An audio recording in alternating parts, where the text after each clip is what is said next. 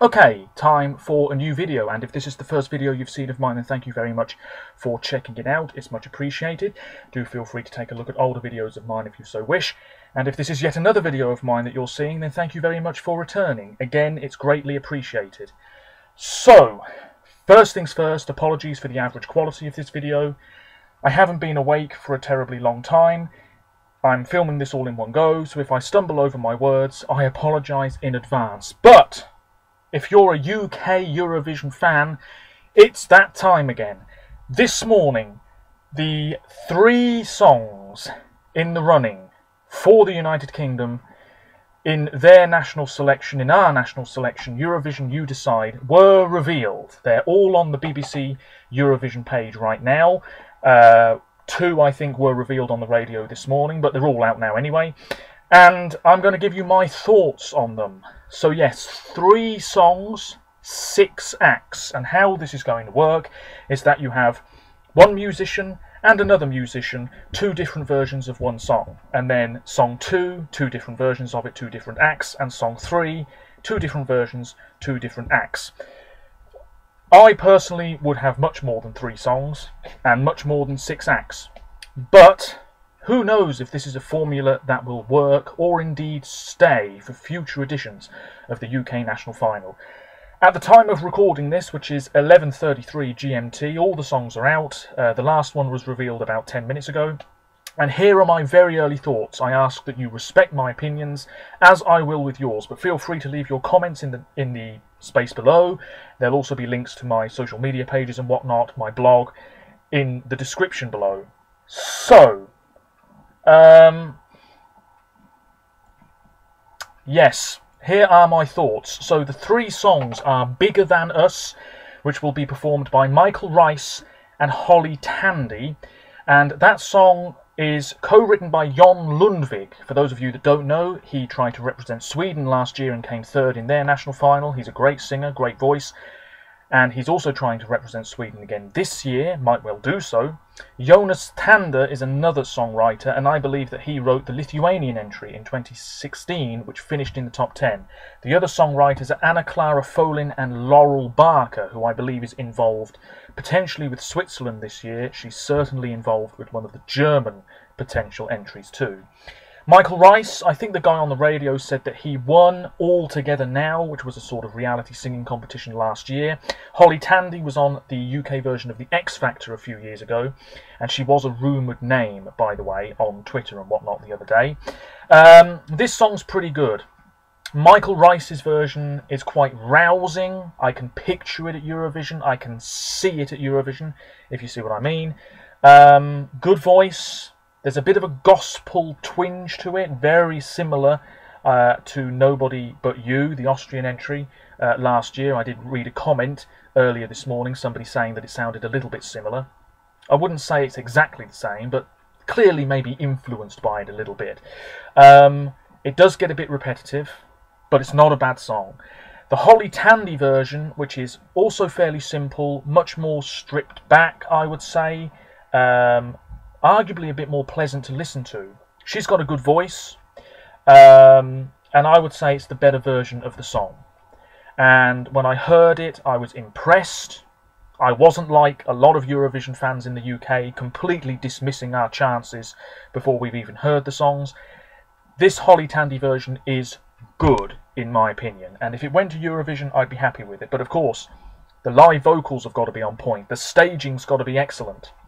So many things have to be working here. The next song is Freaks, which will be performed by Jordan Clark and Made. The music and lyrics are by John Maguire, who's a fairly successful music producer, Rick Parkhouse, Corey Sarders and George Tizard. This is not the song to go to Eurovision. Straight off the bat, this is not the song. The Jordan Clark version isn't atrocious, but it's not that strong.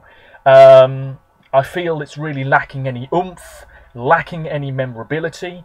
The lyrics are really not that impressive at all, but who cares about lyrics? Who cares about lyrics, really? I mean, you could say, take a look at Israel's winning entry last year.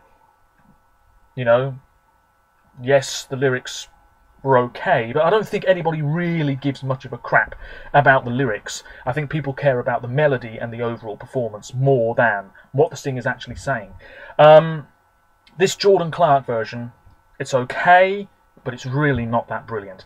The Made version, which is a lot more sort of gothic in tone, I don't really know what to make of it. The instrumentation seemed really odd and different to what it should have been. I don't know what you think about it, but arguably it's the weakest version out of all of the 6 performances here. This should not be going to Eurovision one bit. They seem like all right singers, and I'd like to see a band represent us again at some point, but this is not it. This is not it. And then we have, and I'm telling you right now, this is the song that I think we will send, Sweet Lies. The 2 versions are by Kerry-Ann and Anissa.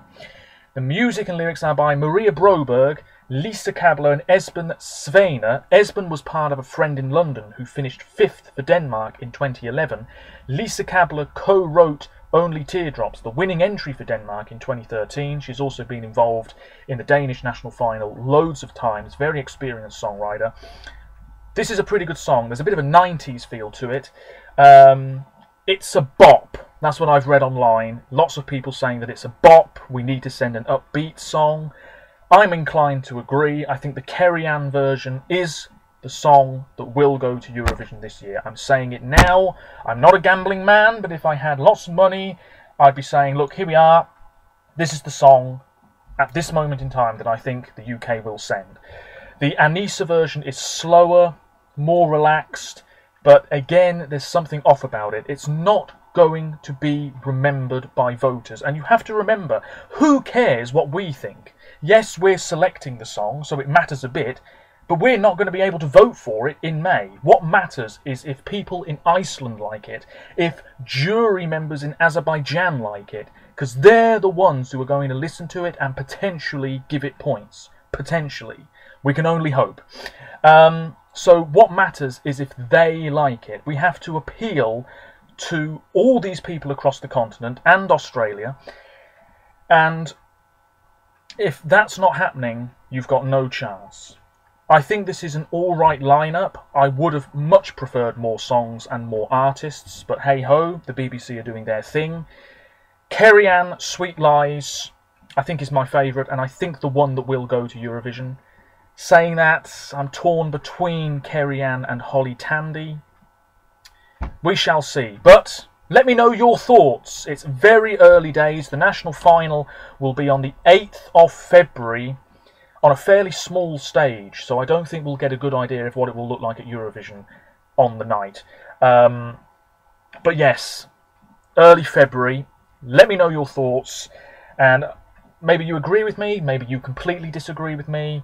Whatever, as long as you respect my opinion, as I will with yours, of course. Now, one thing I must say as well is that people are so bitter in the UK.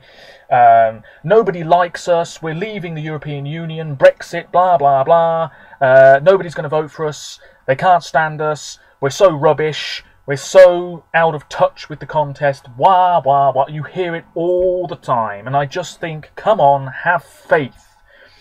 I just spat at the camera, I do apologise. Have faith.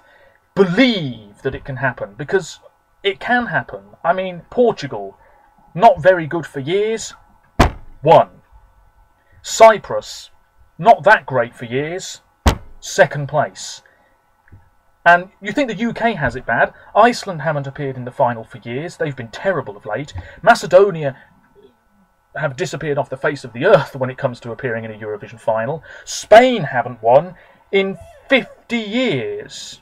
1969, that is 50 years, I hope so, or else I'm going to look like a complete fool. 50 years since Spain won. Can you believe it? Other countries have it worse than us. We have a great music scene, and honestly, yes, this list could be so much better. We could have established musicians in the role, but you have to make do with what you've got. And this could be so much worse. It could be so much worse. But you have to make do with what you've got. And I'm okay with it. I'm okay with it. I'll listen to the songs again later today, and by the time Eurovision comes around, I'll have heard them loads of times anyway. Yes, that really is it. Leaving the European Union has nothing to do with it. If you've got a good song, it will do well. If the staging's excellent, if you've got a charismatic, confident performer at the helm, and if you promote the hell out of the song, chances are you might do pretty well at the contest. Obviously, a cushy spot in the running order, that would be nice. Second half, lovely. We'll just wait and see. Already people are saying we're not going to win. Clearly, whoever at the BBC is involved has absolutely no idea about current music. You know, already lots of negative people. Every year it's the same. People just can't root for us at the contest. There we are. 10.5 minutes. I've said it before, I'll say it again. Let me know your thoughts. But if there's one thing to end this video on, it's this. Never trust British voters. Which means that Freaks probably will be our entry. We'll see. But I do not trust British voters when it comes to lots of things, not just Eurovision. That's it. That's it. Enough. Who will the UK send to the Eurovision Song Contest in Tel Aviv? My money's on Kerry-Ann. Until my next video, thank you very much for watching. It really is appreciated. Bye for now.